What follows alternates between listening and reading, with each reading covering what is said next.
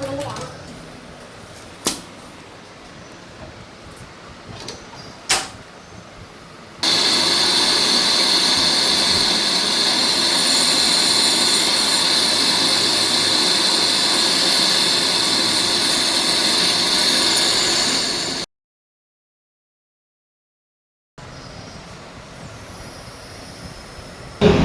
আপনার কম্প্রেসার খারাপ হয়ে গেছিল, কম্প্রেসার আমরা চেঞ্জ করে দিয়েছি, ঠিক আছে। এবার যা টেস্ট করা আছে আমরা চেক করেছি, এবার কুলিংটা দেখছি কি এই হয়েছে আপনার এই 15-20 মিনিট হয়েছে, এই কম্প্রেসার স্টার্ট হয়েছে।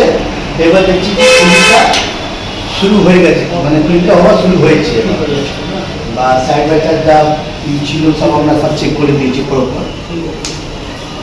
আরও চললে ওটাকে কুলিংটা হবে। আপনাকে কাজটা কেমন লেগেছে? আমাদের কাজটা 2-4-5 মিনিট আগে নমুনা করে যখন চালাবো, ইউজ করবো, তখন না, সে তো অবশ্যই। এখন আপনার 1 ঘন্টা চললেই আপনি সে বুঝতে পারবেন।